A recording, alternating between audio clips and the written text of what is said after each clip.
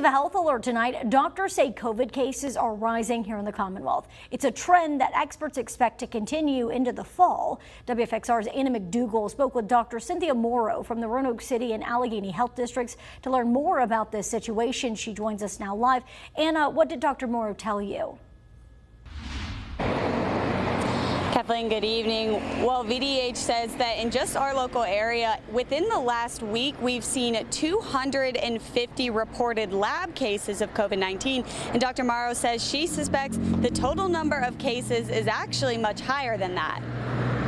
Significant increases in laboratory confirmed cases represents an increase in overall activity, but it is just the tip of the iceberg. Since the development of the vaccines, the severity of COVID is not as extreme as when it first spread. Still, Dr. Morrow says people who test positive need to remember the recommended protocol. If you have a positive test, you should stay home isolated for a minimum of 5 days.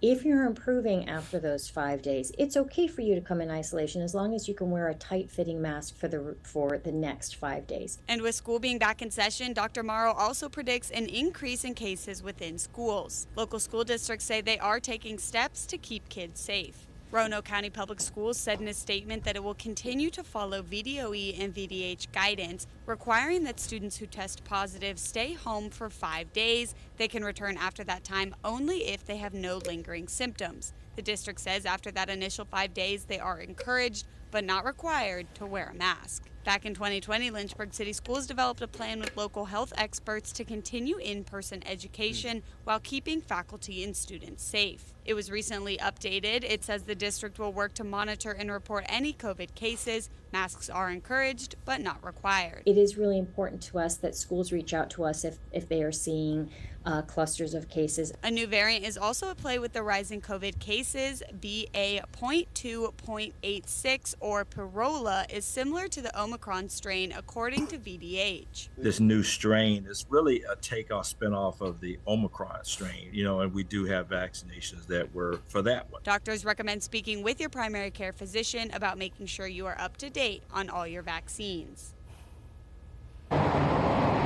Now, while COVID cases are still booming, the amount of COVID deaths we're seeing is much lower. VDH says in our local area, we've only had one reported COVID death since March. However, Dr. Morrow does say that we are seeing an increase in outbreaks in some nursing homes. And of course, the elderly are more susceptible to the effects of COVID-19.